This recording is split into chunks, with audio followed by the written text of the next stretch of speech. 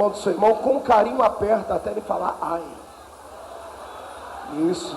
Pentecostal que não faz barulho está com defeito de fabricação.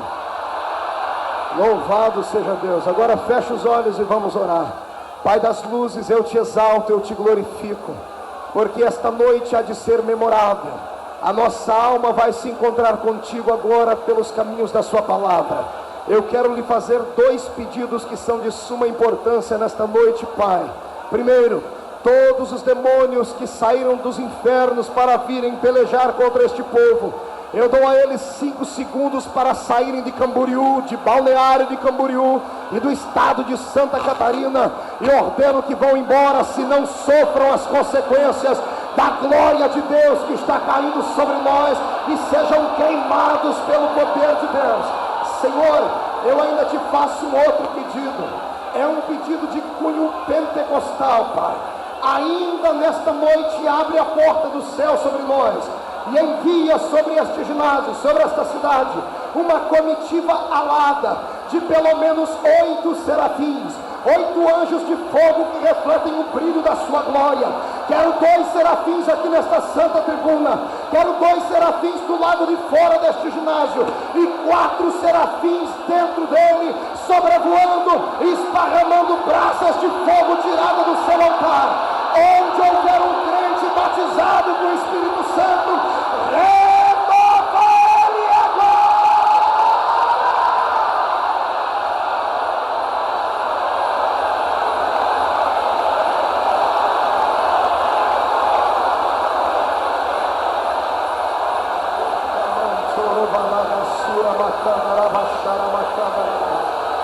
Aleluia, amém e amém. Os que podem, tomem o seu assento. Os que não podem, permaneçam de pé comigo. Queridos e amados irmãos em Cristo Jesus, nesta noite eu quero convidá-los para um passeio pela Bíblia Sagrada. Quero convidá-los para uma compreensão acerca da nossa existência. Por que é que estamos aqui neste lugar hoje adorando a Deus? Por que é que os Gideões Missionários da Última Hora é um sucesso?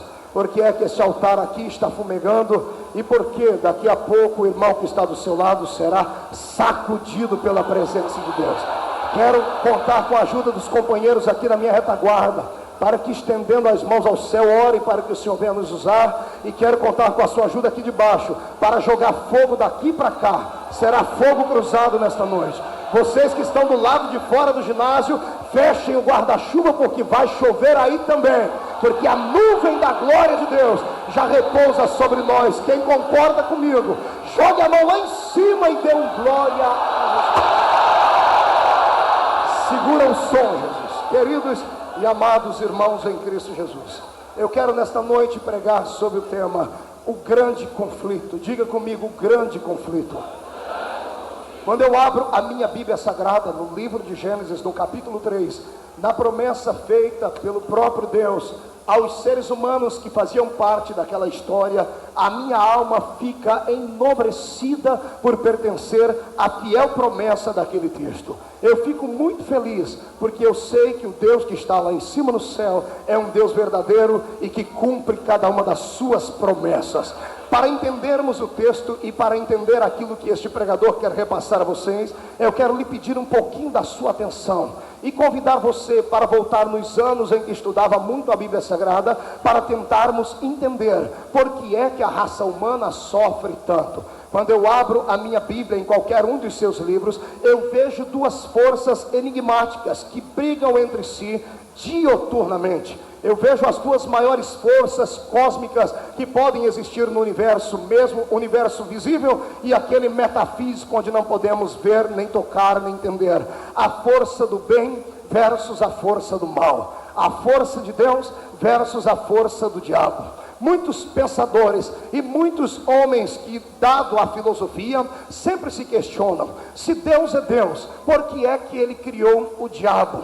Eles erram aí, porque Deus não criou o diabo. Deus criou um anjo de luz, um ser que refletia o brilho da sua existência, um ser que tinha no céu uma das maiores autoridades impostas. Era um ser que conduzia os demais anjos à adoração ao nome do Senhor. Ele tinha um nome muito mais belo do que diabo ou Satanás. O seu nome era Lúcifer, ou seja, aquele que é portador da luz. Muitas pessoas pensam que nós padecemos por causa apenas dos erros que ocorrem aqui. Muitas pessoas não sabem que o primeiro pecado não aconteceu na terra, ele se deu no céu, se deu nas regiões celestes, se deu entre seres que eram espirituais e o são até hoje. O primeiro pecado foi dado lá em cima e não aqui embaixo. Quando eu começo a meditar nisso, eu fico imaginando Deus criando a princípio os céus e a terra, criando esta terra que agora existe e criando os céus que estão aí por ser vistos e aqueles que ainda não vemos, mas um dia haveremos de ver. Quando eu penso nisso, eu imagino que lá em cima, no céu onde Deus habita, no céu de majestade, numa dimensão santa e divina, onde santos adoravam, onde melhor, anjos santos cantavam e adoravam ao Senhor, havia um que brilhava um pouquinho mais do que os demais, e pensando ele, por causa do seu brilho, podia ter um brilho maior do que de Deus, ele intentou contra Deus uma grande e tremenda investida, carregando consigo a terça parte dos anjos que lá habitavam. Eles lutam contra Deus, a princípio em pensamento, e o Senhor os expulsa lá de cima a baixo. Eu penso que foi uma guerra tremenda, penso que foi uma guerra que tenha durado algum tempo, penso que foi uma guerra que entristeceu muito o coração de Deus, porque pela primeira vez na história de toda a criação, uma trombeta de guerra é tocada nos céus, e agora os santos anjos saem na defesa daquele que não precisava ser defendido, mas que tudo fazia parte de uma história. Então Lúcifer é expulso lá de cima. Quando ele é expulso lá de cima, ele é enviado para as regiões mais baixas, ou seja, para perto de nós, onde nós estamos aqui hoje. Quando a Bíblia diz que no princípio criou Deus os céus e a terra, ela coloca um ponto final. Na sequência a Bíblia diz, e a terra era sem forma e vazia. Hoje já há indícios daqueles que estudam um pouquinho da Bíblia Sagrada e mesmo das histórias seculares, que a terra de Gênesis 1 e 1 e a terra de Gênesis 1 e 2, embora sejam a mesma, estavam em estado diferente. Quando Deus cria os céus e cria a terra, ele cria com perfeição. Quando no original da Bíblia Sagrada, a Bíblia diz que a terra era sem forma e vazia, no original diz que a terra era um caos, e caos é destruição, e o meu Deus não criou a destruição. Penso eu que com a queda de Satanás, o impacto do seu poder nesta terra, por ter sido lançado lá de cima, fez com que a terra fosse destruída, tirada da sua órbita e permanecesse por um tempo congelada, sem fogo, sem brilho, sem vida, porque assim, penso eu, ter acontecido. Jesus possa ter lançado luz nisso no livro de Lucas, quando ele disse, eu via Satanás caindo do céu como um relâmpago. Agora veja bem, estamos ainda no princípio da criação. Deus está agora saindo lá do céu, onde ele mesmo fez, e desce até onde está agora a sua terra, e começa a recriá-la. Ele começa a trazer luz para uma terra que estava em trevas, começa a trazer calor para uma terra que estava fria, começa a trazer vida para uma terra que estava morta. E depois de ter criado, ou transformado esta terra, o Senhor agora faz a principal, a mais bela criatura já existente. Deus não faz com o sopro da sua boca, Deus não faz com a palavra da sua boca, Ele a faz com a palma da sua mão. Deus vai num jardim do Éden, lá em um riachozinho, toma nas suas mãos a argila, o barro, e faz um bonequinho. E quando o bonequinho estava pronto, preparado, o Senhor sopra nas suas narinas, e nasce então o ser humano, nasce Adão, obra-prima da criação de Deus. E eu posso imaginar a face adorada de Deus ao olhar para Adão, com um sorriso brilhante nos lábios, dizendo, eu criei uma criatura agora, que vai me glorificar, que vai exaltar o meu nome, e que vai me fazer ser feliz enquanto ele existir aqui. Eu abro um parênteses para começar a explicar que quando Deus fez a mim e fez a você, Deus não nos fez para ficarmos calados, Deus não nos fez para ficarmos entristecidos. Eu e você somos a coroa da criação de Deus nessa terra. Até aquele que está aqui e não se acha belo, tem que entender que ele é a mais bela coisa que Deus criou nesta terra, porque quando Deus olha do céu para cá, ele não olha para os prédios resistentes feitos por mãos humanas, Deus não olha para a riqueza do potentado dos reis, Deus olha para mim e para você, e quando ele enxerga o nosso coração cheio de brasa, a alegria no céu e a sua glória se manifesta.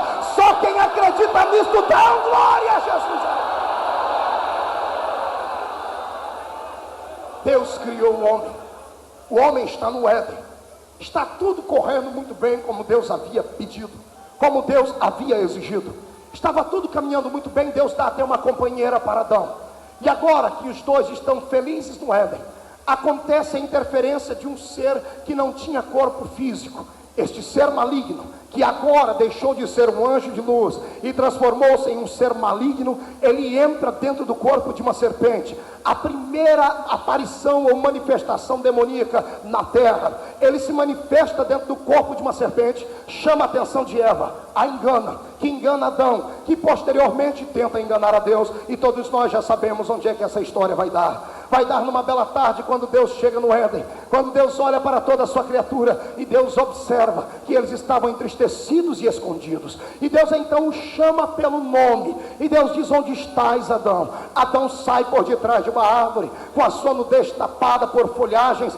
e Deus olha para ele e diz: por que se escondeu? E ele diz: Senhor, a mulher que tu me deste, ela me fez pecar. Neste momento, eu posso imaginar o semblante do pai entristecido, olhando para a sua criatura, olhando para aquilo que ele havia feito para glorificar o nome dele, caído em desgraça, caído em delito, caído em pecado. Deus observa os personagens da história. Adão está entristecido, Eva está com seus olhos lacrimejando, a serpente está num canto meia boba, sem saber o que fazer, e num outro canto da história está o próprio Satanás, debochando, sorrindo, e acredito que tenha chamado a atenção de Deus, dizendo: Deus, nós começamos uma história e ela ainda não terminou. O que eu quero dizer ao Senhor, meu Pai, é que olha o que aconteceu, ou melhor dizendo, o que eu quero dizer ao Senhor Criador, é que enquanto estava lá em cima, no seu reinado, o Senhor cercado por anjos, o Senhor cercado por querubins, por serafins, o Senhor teve poder contra a minha vida e me destruiu, lançando de lá para cá. Mas eu vou fazer o meu reino nesta terra, e não terá ninguém que fará com que esta sua criatura permaneça de pé. O Senhor não está vendo aí? Os seus dois primeiros, eu já os derrubei. Deus, eu quero que o Senhor entenda que lá no seu território o Senhor venceu. Aqui é o meu território, aqui eu venci. Havia um conflito na história. No céu Deus havia vencido, na terra ele havia perdido até então. Satanás observa todo o movimento, homem chorando, mulher chorando, a serpente pelo chão se estribuchando, Deus em silêncio. Deus observa, Deus olha para todos os que estavam ali, olha para o homem e diz assim para ele: Adão, por teres pecado, a partir de hoje você vai comer daquilo que o seu suor produzir. Você vai ter que trabalhar muito para poder ter o sustento para a sua vida. Eva, minha querida, você vai sentir dores ao ter filhos. Serpente, tu vai comer pelo resto da vida pó. Satanás vai saindo da história, penso eu, e Deus observa e diz assim: espere aí, cão, eu ainda não terminei a minha sentença. Espere, já que nós estamos brigando, eu aceito essa briga e eu quero ver quem é que nós dois que vai vencer. Escute, lá em cima eu te venci, aqui você me venceu, mas a história não termina. Isto aqui não é um ponto final, é apenas uma vírgula. Escute o que eu vou lhe dizer agora, Satanás: da semente desta mulher que caiu, nascerá um que esmagará a tua cabeça.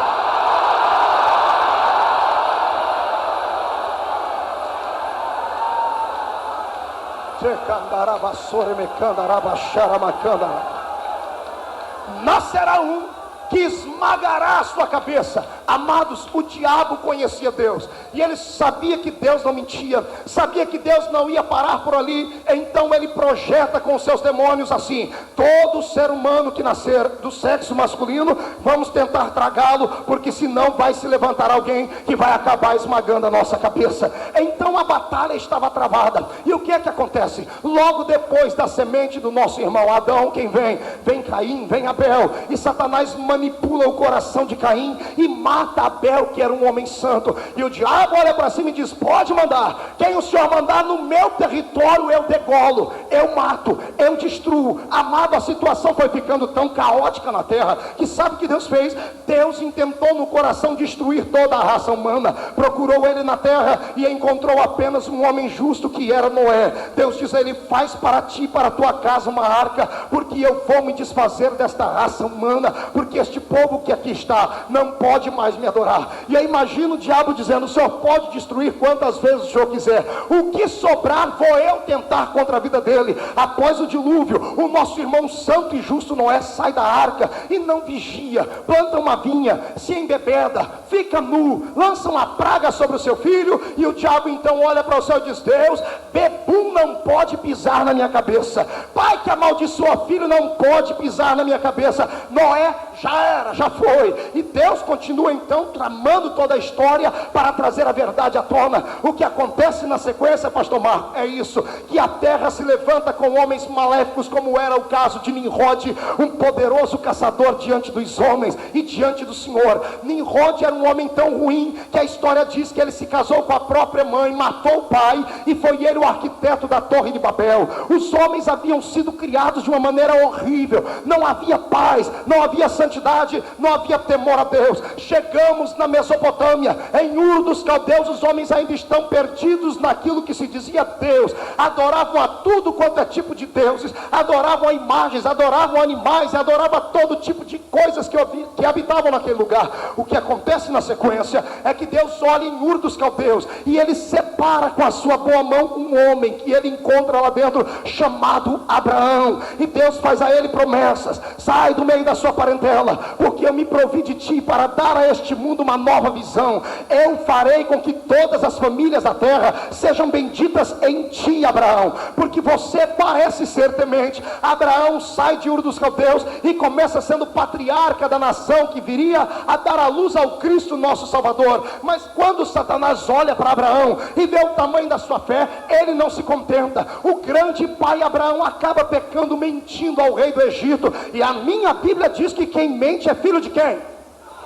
E quem é filho do diabo não pode esmagar a cabeça da serpente. O diabo diz: Deus, Abraão não deu conta, manda outro. E da semente de Abraão vem Isaque. Isaque comete o mesmo pecado do pai, mente da mesma forma. Da semente de Isaque vem Jacó. E o que faz Jacó? O seu próprio nome diz tudo: um suplantador. O diabo está gostando da festa. Os homens que o Senhor manda, eu estou destruindo eles. Não há de nascer ninguém capaz de destruir a minha cabeça. Descendentes desse povo vieram grandes e poderosos homens. Deus levantou juízes, por exemplo. Deus levantou Sansão, para que Sansão viesse libertar o povo, e ele acaba cativo pelos homens que habitavam naquela terra. Não havia quem pudesse derrotar Satanás até então. Deus manda homens como Davi, um homem segundo o seu coração, e Davi comete pecados hediondos. Ele adultera, manda matar o marido da mulher, e o diabo diz: até aquele que é segundo o seu coração, eu tenho poder sobre ele. Deus continua ainda levantando homens para que somente assustar o diabo, porque se um homem comum assustasse ele, quando viesse a semente, aí estaria terminado toda a história. Depois de Davi vem Salomão, e Salomão, com toda a sua sabedoria, acaba quase que morrendo em loucura, se curvando diante dos deuses das suas 1000 mulheres, e o diabo diz: Deus, não há quem possa derrotar-me, porque todo nascido de mulher, eu tenho poder sobre eles, porque eu tenho autoridade. Neste inteirinho, penso eu, lá em cima no céu, Deus olhando para a terra, o Senhor, penso eu, que ele usa o texto de Isaías para dizer assim: agora, a quem enviarei? E quem há de ir por nós? Na terra não havia ninguém para lutar contra o diabo. Debaixo dela, quem estava morto não podia lutar. Então lá à direita de Deus Pai, se levanta alguém com a mão no seu ombro e diz: Pai, eis-me aqui, envia-me a mim.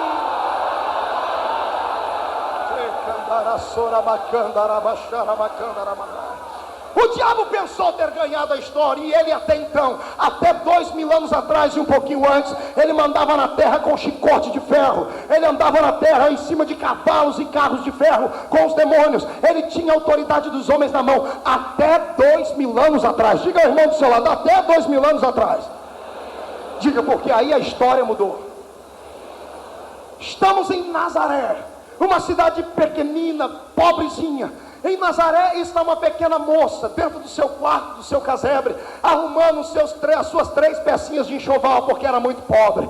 Estando ela arrumando e cantarolando uma música, um cântico ao Senhor, aparece dentro do quarto dela um homem de branco. Quando ela olha para ele, ele diz assim: salve, agraciada. Ela olha para ele e diz: o senhor não é judeu, porque judeu não diz salve agraciada, o judeu diz Shalom Adonai. Quem és tu? Ele diz: deixa me apresentar, eu sou Gabriel, eu assisto diante do trono de Deus. Disseste bem, eu não sou judeu, eu não sou terráqueo, eu sou celestiano, eu assisto diante do trono de Deus e vim aqui como mensageiro. Maria, o que eu vou te contar, ninguém pode ouvir a princípio. O que é que tu vai me contar, anjo? De ti vai nascer aquele que vai esmagar a cabeça da serpente.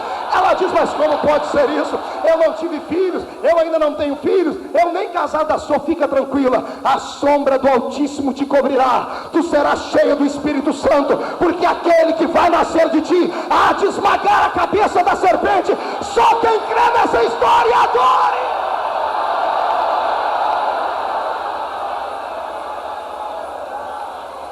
Estamos em conflito. Acontece uma coisa que você nunca ouviu dizer, então escute pela primeira vez. Cada vez que uma mulher se casava, penso eu, os demônios colocavam, e principalmente as terras judias, um demônio para caminhar do lado delas, para ver até o ponto delas se engravidarem, e quando fosse um filho, eles tentassem contra a sua santidade, para fazê-lo pecar, porque aquele que peca não podia lutar contra o diabo. Só que quando Maria encontra-se grávida, ela ainda não está casada. Quando dá-se o dia do casamento dela, olha o que acontece. Quando ela está casada já, os demônios observam que ela já estava grávida. Então eu penso que o diabo, ao invés de mandar um demônio forte para ir cuidar dela, mandou um demônio aposentado, dizendo: bom, essa aí, embora ela esteja grávida, mas ela já casou grávida. E aquele que vai nascer para esmagar minha cabeça, não pode nascer de uma mulher que já casou grávida.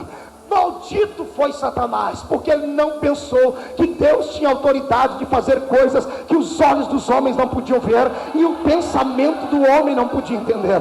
Olha o que acontece. Passa-se 9 meses, José vem com sua esposa, eles vão subindo para Belém, para fazer o recenseamento que o rei havia pedido. Quando chegam na cidade de Belém, Maria, depois de estar sentada no lombo de um jumentinho, uma viagem de 6 dias, galopando, eu tenho certeza que ela deve ter aumentado as suas contrações, e talvez adiantado um pouquinho o seu parto. Quando entra em Belém, ela diz: meu querido marido, eu já estou pronta a dar à luz, já sinto contrações. E eles olham de um lado para o outro e não há uma hospedagem, não há ali um hotel, não há ali um lugar onde ela pudesse reclinar a cama em uma cama comum. Então José se lembra: Maria, quando eu entrei aqui neste lugar, sabe o que eu vi logo na cidade? Eu vi na entrada dela uma estrebaria, uma cavidade na rocha. Vamos para lá, se nós não temos cama, vamos ver o que é que nós fazemos ali dentro. Quando entraram dentro daquela cavidade, penso eu que ele pega o feno, que era o alimento daqueles animais que por ali passavam, e arruma bem prontinho dentro daquela estrebaria,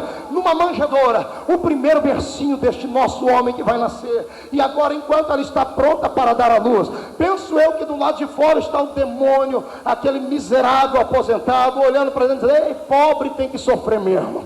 Além de ser pobre, não tem nenhum lugar para o filho nascer. Eu não sei o que eu estou fazendo aqui. Eu devia ir embora, porque não pode nascer desta aí. Só que quando Maria começa a sentir as contrações, as dores, e começa a gemer para dar à luz ao filho, na terra poucas pessoas sabiam do acontecido, mas lá no céu havia um Deus que estava observando aquilo em loco. Ele estava olhando, sentado num camarote divino, dizendo: vai nascer o meu filho. E pela aí, não estou vendo festa, não estou vendo ninguém cantar. Que entre na minha presença agora o maestro do meu coral. Lá vem um serafim com 6 asas, uma batuta na mão, dizendo: pois não, Senhor, o que é que tu queres? Prepare um belo hino agora, porque o coral vai cantar. O Senhor quer que nós cantemos aqui? Não, vocês não vão cantar aqui.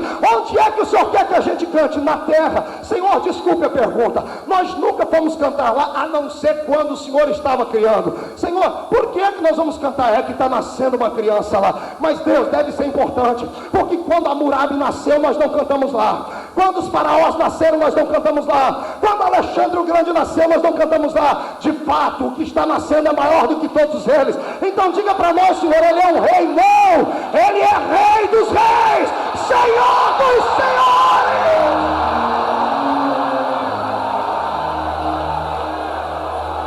É mais ou menos assim, não é, pastor José? É mais ou menos assim. Vamos continuar. continuando. Daqui a pouco, irmão, o bebezinho nasce, o demônio gordo está olhando um canto de cá, ele olha aquilo e fala assim, calma aí, um bebê nascendo. Quando ele está olhando para o bebê, ele começa a escutar uma música aqui em cima, e ele levanta a cabeça, olha para cima, e o céu de Belém está cheio de anjos. Anjos cantando, paz na terra aos homens de boa vontade, glória a Deus nas alturas. Amado, é que não tinha celular, a sorte dele. Como não tinha, se tivesse, ele teria ligado para o inferno para avisar. Mas como não tinha, ele teve que ir embora para lá, porque o diabo não é onisciente. Ele volta para dentro das catacumbas, entra lá dentro e diz, Satanás, eu tenho uma coisa para falar. Imagina o Satanás olhando para ele, debochando, o que é que tu quer, demônio? Você não sabe que você é de terceira categoria? Será que você não dá conta de cuidar de uma mulher que já casou grávida? Não, não é isso. É que o bebê nasceu, e daí que ele nasceu? Nasceu um menininho, e daí? Não pode ser aquele que eu estou imaginando, eu acho que é. Por que você acha que é? Olha, Senhor, a última vez que eu vi tanto anjo reunido foi quando nós fomos expulsos lá de cima. Olha, eu nunca vi que os anjos fizeram um cerco em volta daquele lugar. Ninguém toca naquele menino. Que menino é esse? Quem é ele?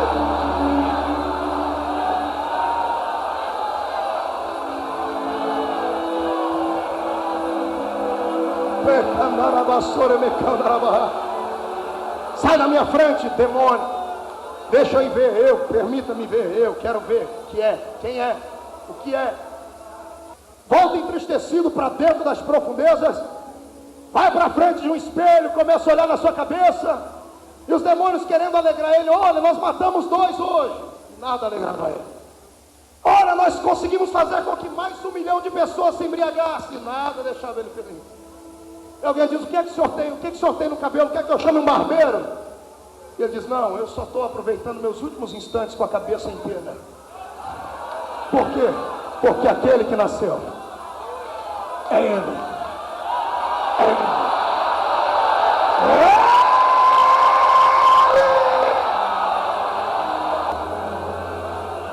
Meu Deus, agora ficou bom. Se permanecer assim, vai embora. Olhe para cá, vamos continuar. Estamos contando uma história bíblica. Daqui a pouco, Satanás começa a arquitetar mais planos, dizendo assim, ele nasceu, mas ainda não me venceu. Podemos destruí-lo, vamos fazê-lo pecar, vamos arquitetar contra ele planos de destruição. Ele é homem, nasceu de homem, ele está sujeito a mim, pode estar bem sujeito a mim. E vai crescendo o menino. Ele nasceu e foi criado em uma cidadezinha pobre. Ele foi pobre, mas não pecou. Quem disse para você que pobreza é sinal de indignidade, não sabe o que está falando. É possível ser pobre e ainda assim ser temente a Deus. Tem pessoas que vieram aqui nesse Gideão que não tem uma moedinha de 10 centavos no bolso. Se chacoalhássemos de pés para o alto e cabeça para baixo, não cairia uma notinha de R$1 do bolso dele. Mas chega perto dele, abre a alma dele, e você vai ver quanto fogo vai sair de dentro dele. Por quê? Porque é possível ser pobre e ainda assim ser digno. Acontece que a história vai embora. Foi pobre, mas não pecou. Daqui a pouco, o menino tem 12 anos, vai passear pela cidade grande. A mãe está fazendo compras, o pai está vendendo seus produtos, e ele entra dentro de uma igreja. Ele entra dentro de uma sinagoga. Estão doutores da lei fazendo conjecturas, ensinando a palavra. E um menino de 12 anos se levanta e começa a dialogar com eles. Eu penso que tentaram ferir a santidade infantil de Cristo ali, fazendo com que ele fosse respondão, fazendo com que ele pudesse falar mal contra os mais velhos, mas ele não fez nada disso. Os homens estão perplexos, olhando para uma criança de 12 anos que falava como um erudito. Se houvesse telefone na época, algum deles iria dar uma ligadinha lá para o doutor Gamaliel e dizer, doutor Gamaliel, tem um menino aqui que é um fenômeno. Tudo que a gente fala ele sabe, só que tudo que ele fala a gente não entende patavina de nada. Que menino é esse? Ninguém tinha resposta na terra, mas lá no trono está alguém dizendo, esse aí é meu, é o meu filho, é aquele que vai esmagar a cabeça. Meu Deus. Continuando a história, Dos 12 anos aos 30, a Bíblia oculta a história do nosso Cristo. Jesus desaparece do contexto histórico, mas não desaparece da humanidade. 30 anos agora ele tem, e ele vem descendo as cidades da Palestina até chegar às margens do Rio Jordão. E quando ele chega no Rio Jordão, tinha um homem já que anteceder a ele ali batizando, e o homem tinha uma mensagem muito profunda, como dessas igrejas que tem hoje. Ele dizia assim: venha lindinho, venha bonitinho do papai, venha queridinho de Jesus. Era isso que ele dizia? O que é que ele dizia? Raça do quê? Não, eu quero ouvir o maior coral do país dizer raça de víbora. E o que é uma víbora? Uma cobra. Então está ele batizando um monte de víboras, está transformando um monte de cobras em ovelha, e ele está batizando eles assim: venha a raça de víbora. E ele começa chamando: venha cá o senhor sumo sacerdote, vem o senhor que quer se encontrar de fato tendo luz verdadeira, vem o senhor que é saduceu, vem o senhor que pertence a todas as demais religiões, aceitem o reino de Deus, porque ele já está chegando aí. E ele vai batizando aqueles que chegavam ali: venha cá sua cascavel, sua urutu cruzeiro, venha cá sua caninana, sua surucucu, venha cá sua cobra miserável. E as pessoas: dá-lhe João, pega essa cobra. E ele: venha cá sua raça de víbora. Agora João para, olha, quando ele vai dizer venha, ele para. O povo diz: João, que cobra é essa? Ele diz: não é cobra, é o Cordeiro de Deus que tira o pecado do mundo.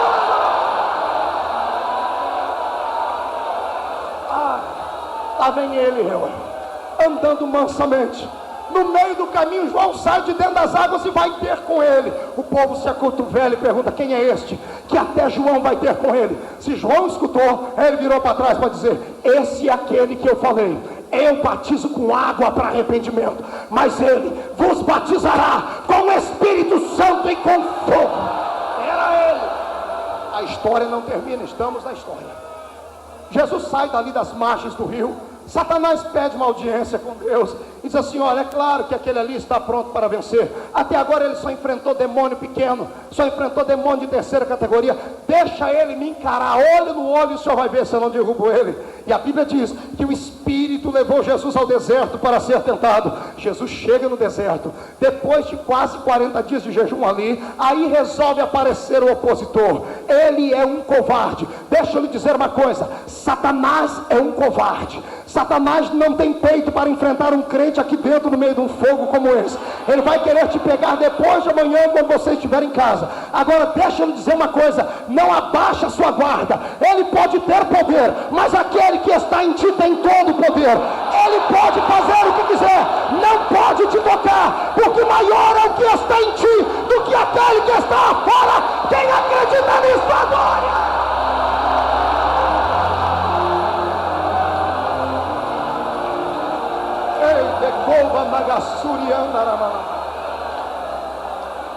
Ele está no deserto, com fome, com sede, e vem o príncipe das trevas, dizendo a ele: tu não és o filho de Deus, transforma a pedra em pão, come dela.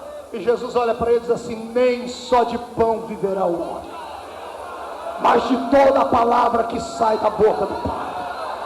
Uma orelha de Satanás é alvejada e começa a queimar. Daqui a pouco ele volta e diz assim: venha cá, vamos fazer uma viagem. Ele leva Jesus a um lugar mais alto e diz: se prostrado me adorardes, eu te darei todos os reinos da terra. E Jesus olha para ele e diz assim: primeiro, você não tem nada, porque nada você tem. Tudo que existe aqui é do meu Pai. Segundo, a Bíblia Sagrada diz: não terás outros deuses diante de Deus. Você tem que se curvar primeiramente diante do Senhor e unicamente diante dele. Satanás, vai-te, porque somente a Deus temos que adorar. Ele já está tonto, está quase nocauteado, mas ele não desiste.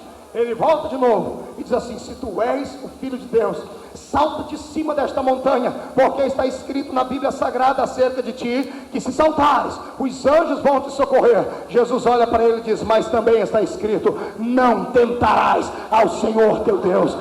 Vai-te, Satanás. Satanás saiu com a orelha quente, a outra fervendo, e ele deve ter perdido o rumo de casa até os dias de hoje, porque Jesus é o campeão dos campeões, e aquele que pode esmagar a cabeça dele não podia errar. Só quem serve a este Deus adore ao nome dele.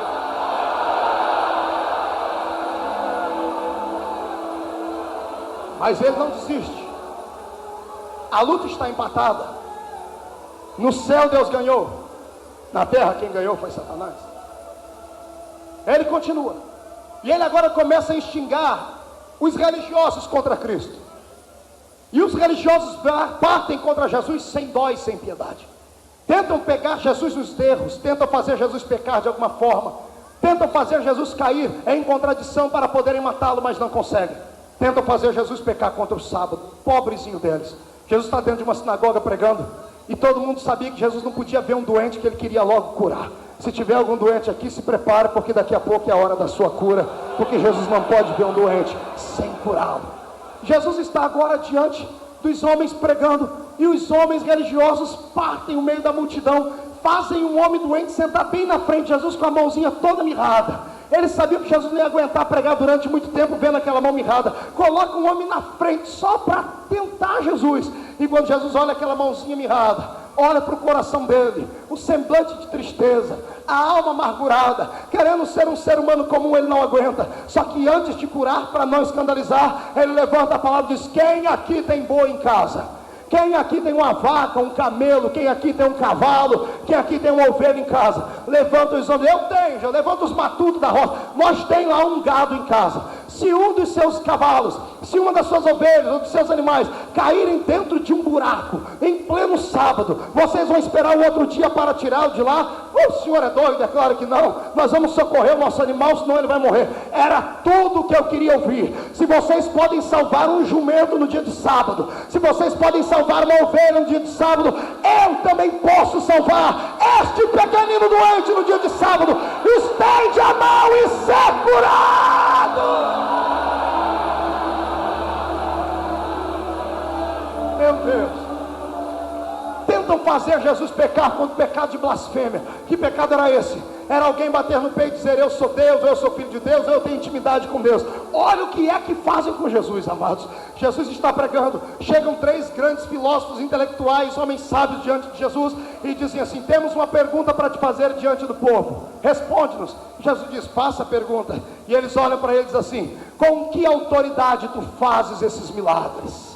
Pergunta capciosa. Porque se Jesus dissesse com a autoridade de Deus, eles gritariam blasfêmia e matariam Jesus ali. Se Jesus dissesse que era com a autoridade de homens ou que era com a autoridade pessoal dele, eles chamariam ele de feiticeiro e ele seria morto à base de pauladas e pedradas. Então Jesus não podia responder. Então, na sabedoria que havia nele, ele chama os homens e diz: eu respondo para vocês, se vocês também me responderem uma pergunta.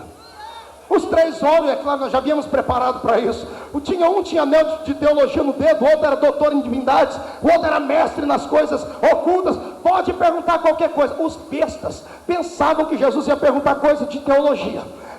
Pensavam que Jesus ia perguntar assim: em que ano o Mar Vermelho foi aberto? Qual a madeira que Moisés usou para adoçar a água quando estava amarga? Eles pensavam que Jesus ia perguntar coisas terrenas. E Jesus olha para eles e diz: a pergunta é simples. O batismo de João é dos homens ou é de Deus? Quando um deles vai responder, os outros 2 tapam a boca deles. Calma, infeliz, não responde antes da hora não. Vamos pensar, dá um minutinho, Jesus. Reúne os 3 e aí? Simples, é só falar que o batismo de João não é de Deus, é dos homens. Aí eles dizem: mas se falarmos que é dos homens, o povo vai querer matar a gente, porque eles acham que João é profeta. Então vamos falar que é de Deus. Se falarmos que é de Deus, os homens vão dizer assim: por que é que nós não acreditamos no batismo de João? Então a que conclusão chegamos? Perdemos. Com ele não dá.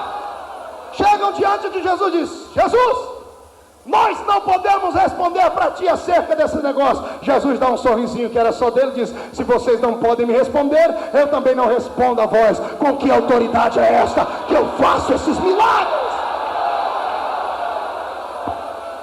O diabo está desesperado, porque não há quem toque nesse Cristo, não há quem toque nesse homem, nem em palavras, nem em gestos. Tentam fazer ele pecar contra o Estado. Chega alguém e diz: o senhor, é lícito pagar tributo a César? Jesus diz: me dá uma moeda aqui.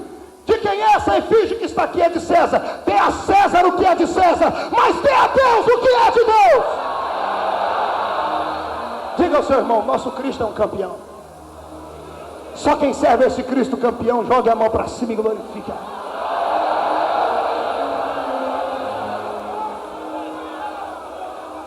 Estamos em conflito. Como ninguém de fora toca em Cristo, o diabo entra no coração daqueles que estão perto dele. Um dia o diabo pega Pedro, e Jesus está dizendo: está chegando a minha hora. Pedro levanta e diz: Senhor, tem dó de ti. Jesus olha para ele e diz: para trás de mim, Satanás. Mas Pedro fica, porque Pedro é importante. Vai embora, Satanás. Eu tenho que morrer e tenho que ter uma morte digna. Tenho que ter uma morte que vá valer a pena. Está chegando a minha hora. E o diabo sabia que Jesus não podia morrer sem ter pecado nenhum, porque se o sangue dele era inocente, se a vida dele era inocente, se ele era puro, havia então pela primeira vez na história encontrado alguém digno de ser o seu exímio executor. Satanás olha para os seus demônios e diz: está chegando o momento e nós não conseguimos fazer nada. Então ele faz com que um dos discípulos de Cristo o traia. E enquanto ele está se vendendo do lado de cá, Jesus está subindo para a sua última viagem em cima do monte. Está subindo com seus discípulos. Ele já tinha ido várias vezes ali, mas esse dia foi tremendo. Ele sobe com a sua alma atormentada. Neste dia ele chama todos eles: vamos para o monte orar. E quando ele pensa em se ajoelhar no meio deles, com medo deles desfalecerem ou ouvirem a sua oração, ele diz: fiquem aqui, mas fiquem orando, porque eu vou entrar ali dentro e vou orar mais um pouquinho. Quando ele está lá dentro orando, ele sente a angústia da morte. Ele volta para os discípulos e diz assim: orem comigo, porque eu estou profundamente atormentado. Orem, estou angustiado até a morte. E ele volta para o meio do mar, dobra o seu joelho no jardim e começa a orar. E se Jesus tinha a bênção de ser Deus e homem ao mesmo tempo, neste momento, e talvez apenas neste momento, toda a bênção tenha se transformado num momento de angústia pior, porque a Bíblia diz que ele começa a suar gotas de sangue.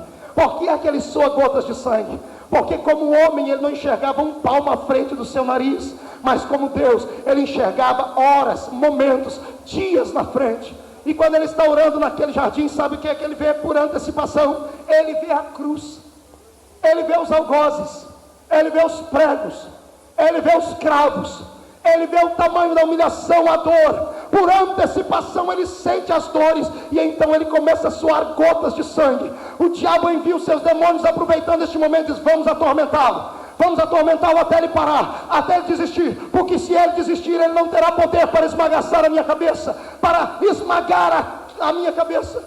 Os demônios estão do lado dele, atormentando ele.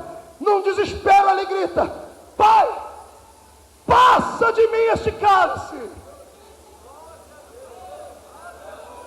Se for possível, tira ele. Os demônios estão prontos para dar um salto de glória, para um salto de vitória. Só que antes de fazer isso, o mesmo Cristo que disse: se possível for, passa de mim este cálice, olha fixamente ao lento. E se ele viu a cruz, ele também tinha o poder de ver além da cruz. Sabe o que ele viu além da cruz? Você. Você. Ao olhar além da cruz, ele viu você. E quando ele viu você pequenino, desgraçado, cego, pobre, miserável e nu, caído nas drogas, numa vida de desgraça, ele diz: por amor a ele, eu vou até o fim. Por amor a ela, eu vou até o fim. Por amor aos gideões, eu vou até o fim. Jesus estupa o peito e grita: todavia, não seja feita a minha, mas a tua vontade.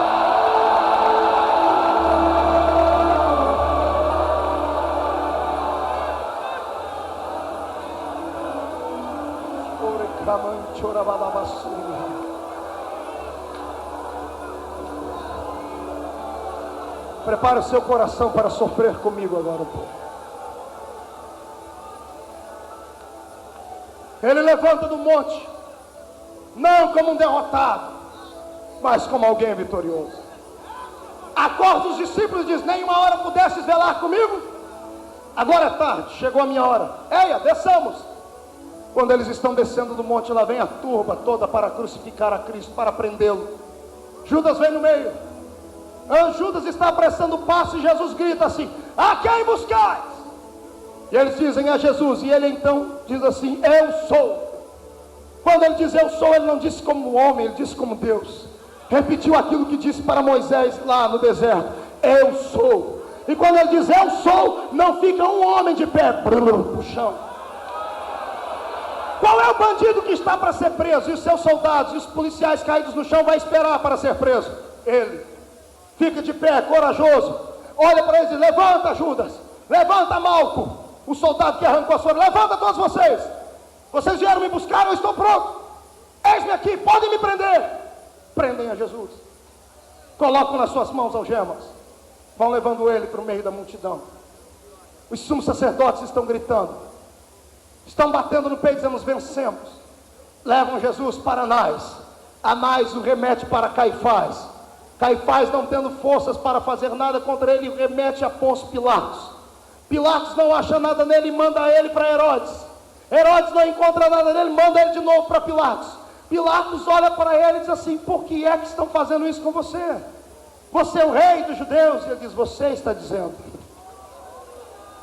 Pilatos tenta negociar: olha, este homem, eu não vejo nada de errado nele, já sei como aplacar a ira da multidão. Soldados, açoitem ele. Açoitem ele por um momento e vamos ver se ele vai suportar. Daqui a pouco a gente faz com que os judeus se acalmem. Levam o nosso Jesus para uma masmorra, retiram as roupas do seu corpo, penduram seus braços para cima em uma tora de madeira, e um carrasco com um chicote na mão chamado azorrague, um chicote com 12 tiras de couro, na ponta de cada tira um pedaço de osso de carneiro quebrado e pedaços de ferro. Levanta a sua mão forte, o seu braço forte, e desce sobre as costas do meigo Nazareno. O apóstolo Paulo diz: assim como o nosso mestre sofreu, eu também sofri 39 açoites, uma quarentena menos um. Quando aquelas tiras cortam as costas de Jesus, os pedaços de osso e os pedaços de ferro cravam na sua carne. E quando o carrasco retira a sua mão e repuxa, o sangue começa a correr nas costas do nosso mestre. Pedaços de carne voam pelo céu.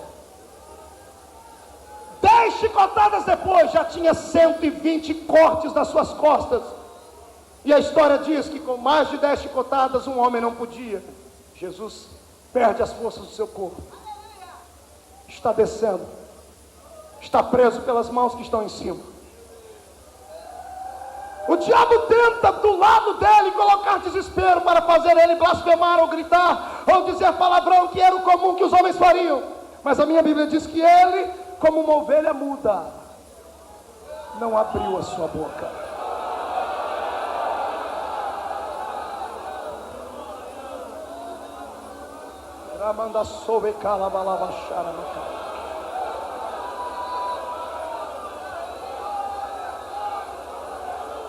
Se há uma razão para adorar a Deus num congresso como este, eis aí o motivo. Para que você estivesse aqui, ele teve que suportar sozinho o peso do pecado da humanidade nos seus ombros. Quem é agradecido a ele, diga graças a Deus. 39 chibatadas, 460 cortes nas costas. Pilatos assiste de longe. Retiram ele meio vivo, meio morto daquele tronco, colocam um pano nas suas costas e o levam para algum lugar. Pilatos entra dentro de casa, a mulher está vendo que ele está atormentada. Cláudia olha para ele e diz: o que é que tu tens, homem? Um galileu, um jovem galileu. Eu nunca vi ninguém igual a ele. Ele apanhou e não abriu a boca para falar um ar. A mulher diz a ele assim: olha, querido, eu não me intrometo em assuntos governamentais, mas esta noite eu sofri por causa deste homem. Não sei quem ele é, só sei dizer que ele é justo. Ele é justo!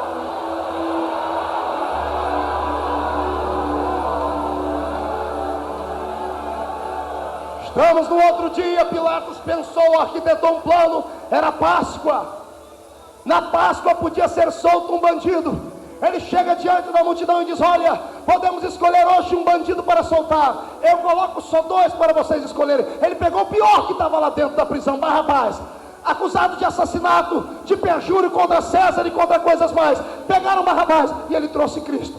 Barrabás, um homem zarrão de quase 2 metros. Cristo, um homem franzino que neste momento estava doente. E Pilatos diz: pronto, libertei ele. Quem é que vocês querem que eu solte? Cristo ou Barrabás? Os sacerdotes do meio do povo começam a comprar o povo. Começa a comprar aqueles para quem Jesus havia multiplicado pães e peixes.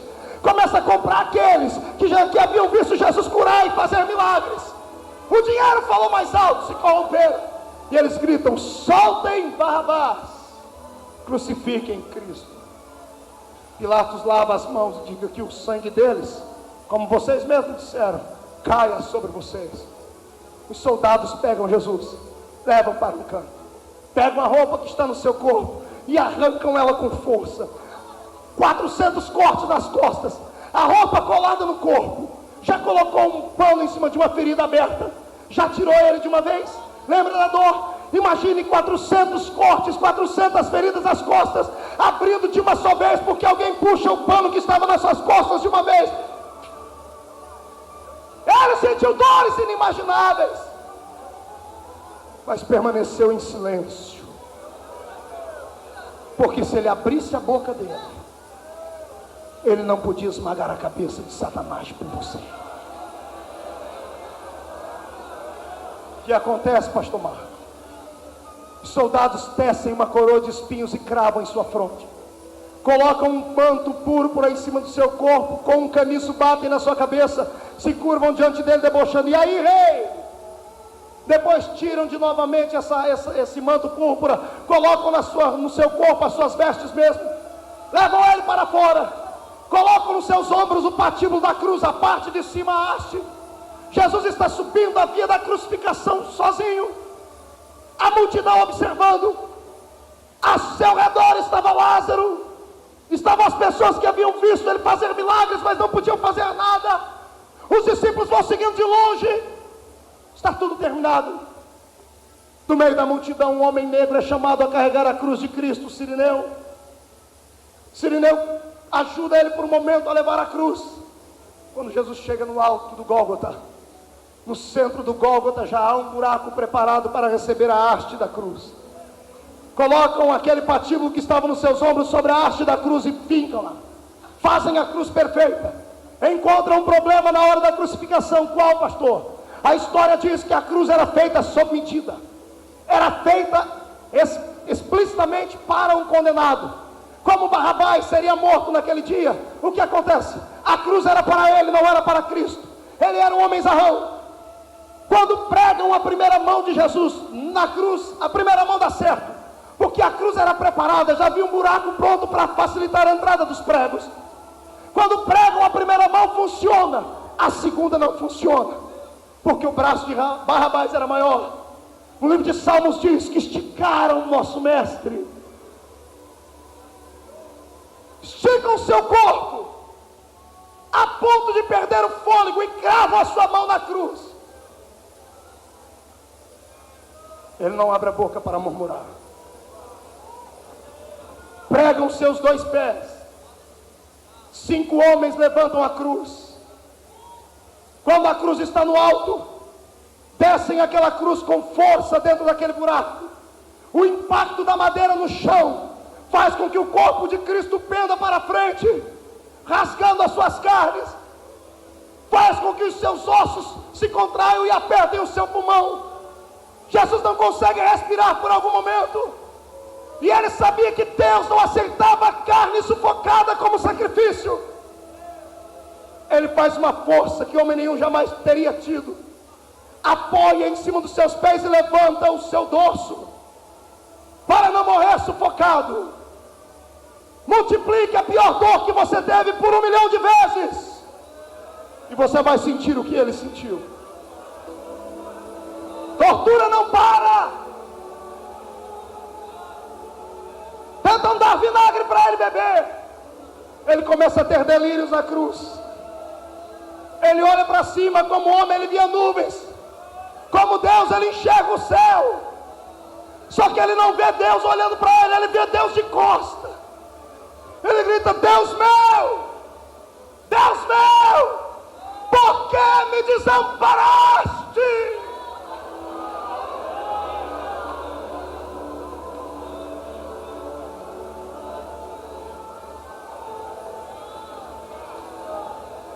O diabo entra no coração do homem à direita e diz: tu não és o filho de Deus, desce. Desce e tira a gente daqui. Deus, para não perder essa batalha, para deixar em pé de igualdade. Se o diabo mandou demônios no coração do homem da esquerda, Deus mandou o Espírito Santo no coração do homem da direita. O da esquerda diz: desce e tira a gente. O da direita diz: estamos aqui porque merecemos. Ele está aqui sem merecer. Inclinando a cabeça, ele olha por cima da cabeça de Jesus, está escrito: Rei dos Judeus. E o bandido diz assim: Rei, lembra de mim quando entrares no teu reino. Sentindo dores a ponto de morrer, ele olha e diz: ainda hoje estarás comigo no paraíso.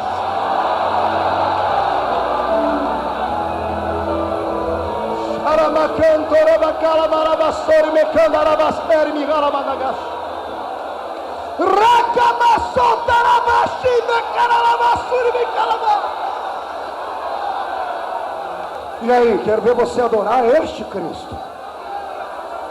Não o Cristo da prosperidade, mas o Cristo que suportou tudo por mim e por você. Se não há lágrimas nos seus olhos, eu te convido a aceitá-lo como Salvador novamente. Se não há um cântico nos seus lábios, eu te convido a ser novamente uma nova criatura. Porque quem não chora com a mensagem da cruz tem que voltar ao princípio da adoração.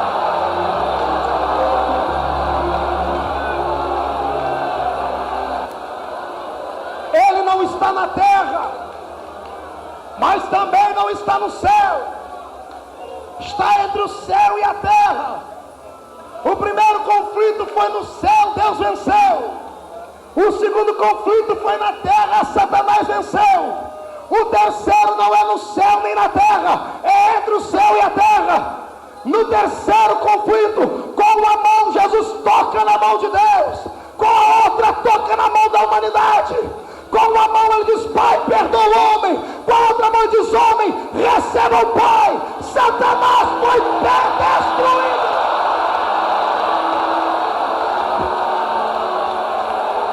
Não acabou.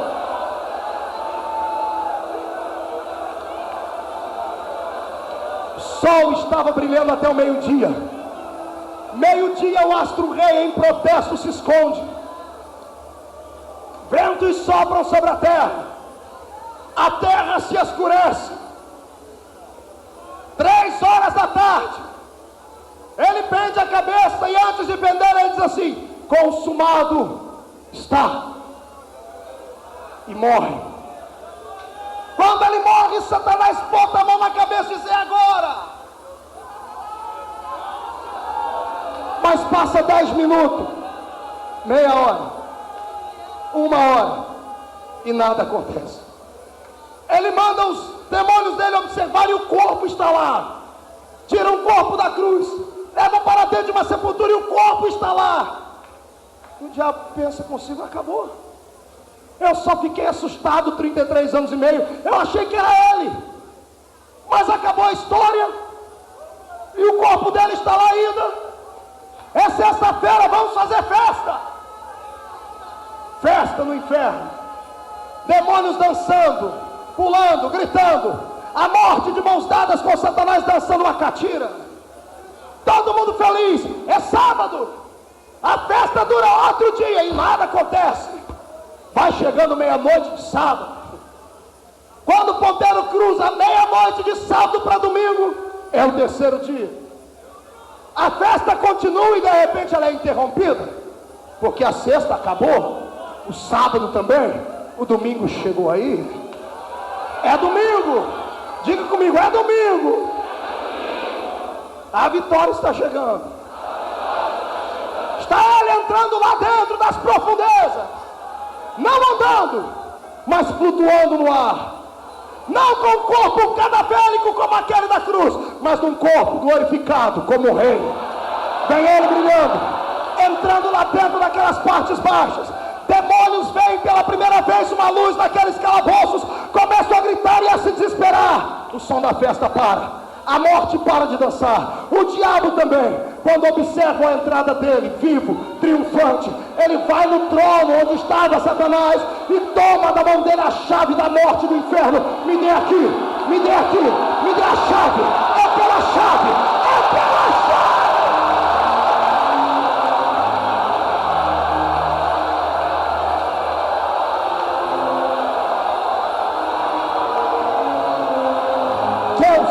Se tu estás nesta mensagem, onde houver uma mão levantada de alguém que quer sentir a presença do Cristo que ressuscitou, sopra sobre nós o vento da sua glória. Agora!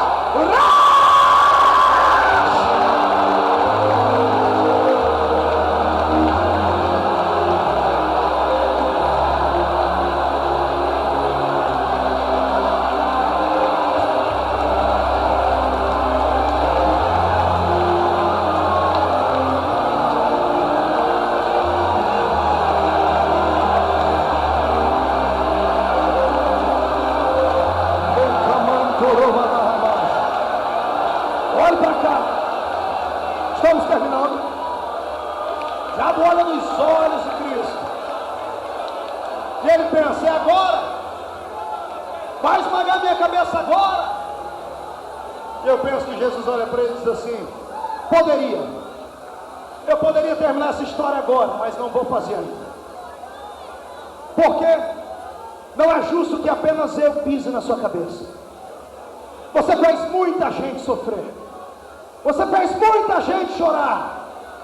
Por agora fica assim. Mas em breve, o Deus de paz esmagará a tua cabeça debaixo dos pés desta igreja.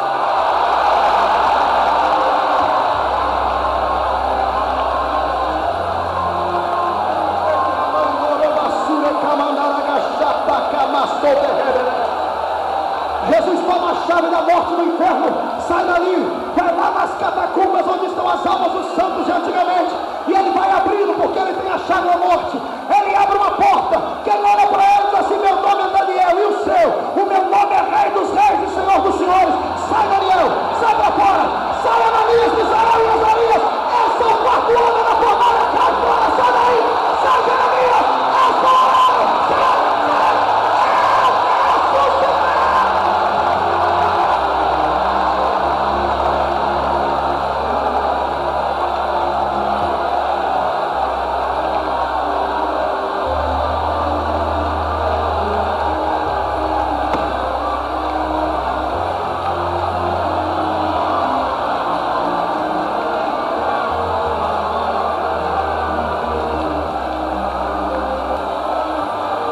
Só quem serve a este Cristo ressurreto, dê glória a Deus.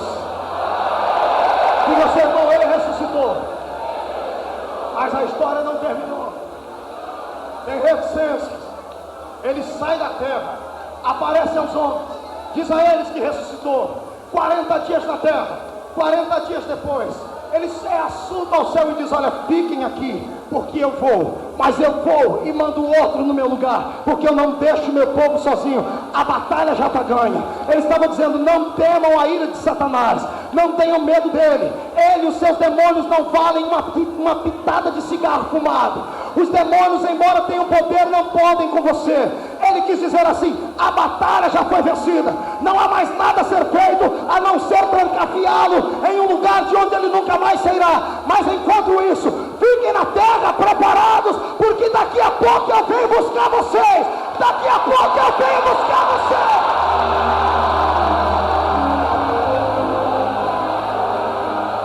Ele não vem de qualquer forma. Ele foi, chegou lá em cima, intercedeu 10 dias por nós, convocou o Espírito Santo. O Espírito Santo desceu sobre os homens foram cheios, e de lá para cá o seu poder foi alastrado na terra. Eu já vi muitas nações caírem diante de domínios de outras nações, mas eu nunca ouvi falar que a igreja de Cristo perdeu uma batalha. Satanás está perdido nas mãos desta igreja, e este século é o nosso século. Deus está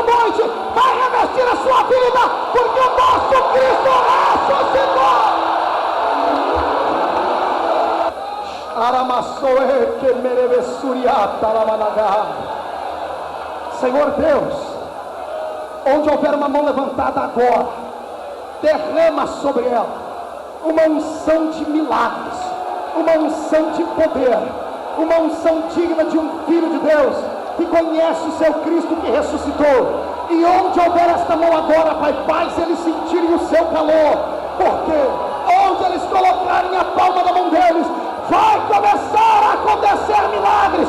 Crente, põe a mão sobre o seu irmão agora e ministra sobre ele a unção do Cristo que ressuscitou.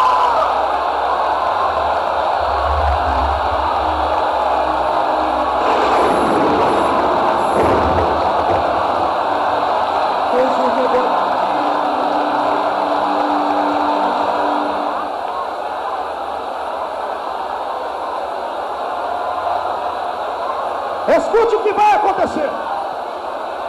Deus vai te dar autoridade agora, a autoridade do Cristo ressurreto. Quando você sair daqui hoje e voltar para sua casa, os demônios que habitam na rua da sua casa vão ter que olhar para você e pagar pedágio se quiserem entrar. Eu decreto a falência de centenas de milhares de terreiros de macumba por esse Brasil e por este mundo. Porque hoje a unção do Cristo que venceu o conflito dos séculos vai descer sobre esses crentes até não aguentarem mais.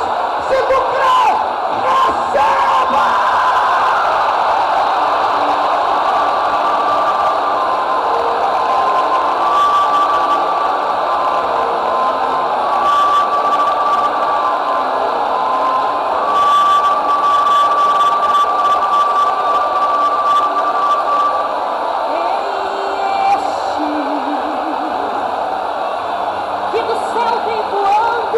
Arrebata, Jesus! Arrebata, Senhor! Arrebata! E saltando muralhas, tem uma espada de fogo na mão.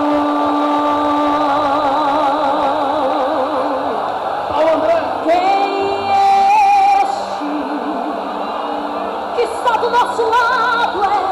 Eu ouço seus passos, o Senhor neste lugar. Ele vai alegrar, toda a eternidade ele vai curar. Demônio aqui dentro não pode ficar, pois o varão de fogo acabou. Vai fora, Satanás! Agora que passei a ninguém muito pouco.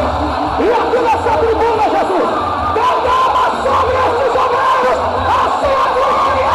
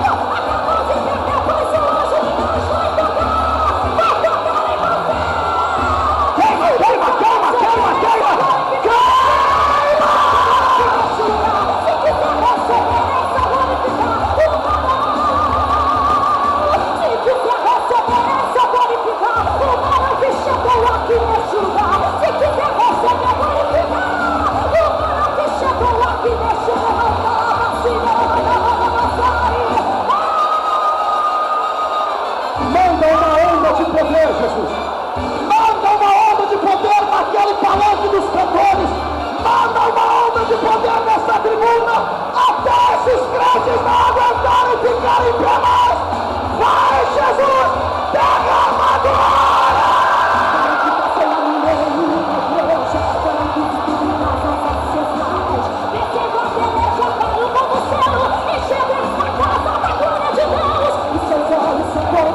De fogo, suas mãos estão vivas no meio do fogo. Então de alegria ele transforma o choro, colhendo suas lágrimas em taças de ouro. Ele é a glória, teu melhor amigo, o teu inimigo não pode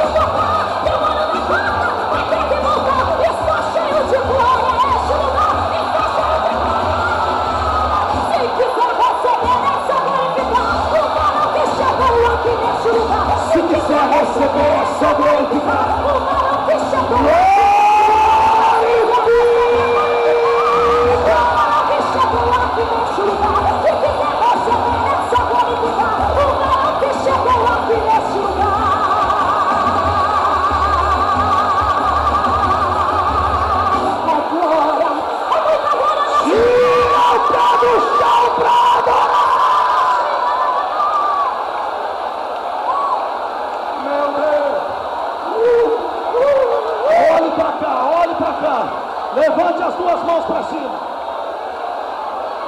Escolhe um irmão e fique cara a cara com ele, mas não toque nele. Aqui nessa galeria faça a mesma coisa. Escolhe alguém. Escolhe um companheiro. Levante a mão bem alta aí fora do ginásio, na sua casa, pela internet, faça isso. Chacoalhe sua mão assim. Filme isso, cinegrafista. Filme isso. Isso é sinal de uma forte chuva que vai descer aqui. Porque esse altar vai fumegar. Deus, eu vou orar por essas mãos. Quando eu terminar de orar, eu quero que os seus filhos orem uns pelos outros. E onde eles colocarem a mão deles, opera o milagre, Pai. Agora, desça sobre essas mãos uma unção de poder, cura divina, batismo com o Espírito Santo.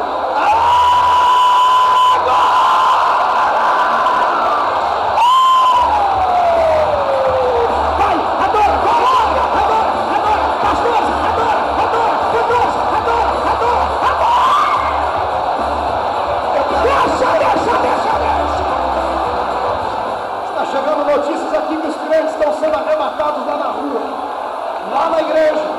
Eu não duvido que o impacto desta glória vai tomar conta do povo, porque o nosso Cristo ressuscitou. Meu Jesus não está morto. Meu Jesus não foi feito para ser enfeite de pescoço de pederasta. Meu Jesus não foi feito para ser enfeite de porta de cemitério, nem de tampa de caixão, nem de sala de casa. Ele foi feito para estar no céu adorado por este povo que está aqui. E se ele é vivo, glorifique! Levante a mão direita para cima. Não importa onde eles estejam. Não importa o tipo de doença que eles carregam no corpo. O que importa é que o Senhor é Deus sobre todas as doenças. Eu decreto em nome de Jesus que toda sorte de enfermidade, da planta dos pés ao alto da cabeça, sejam queimadas agora. Pessoas comecem a vomitar cânceres aqui, ó Deus. Em nome de Jesus, paralítico salte da cadeira e ande. Cego veja, surdo ouça. Em nome de Jesus, doença, câncer, AIDS, problema no sangue, diabetes, não me importa o que é, saia do corpo deste crente agora. Pai, visita a irmã Pedra, Pai, a nossa matriarca, que está em casa ouvindo agora. Livra sua filha desta moléstia, desta enfermidade, dá saúde a ela, dá voz a ela, Pai. Precisamos ainda ouvir o som da boca dela em nome de Jesus.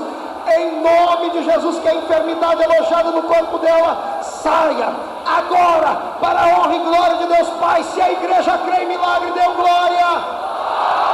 Diga comigo: meus pés recebam agora poder de Deus, até não aguentarem ficar parado mais.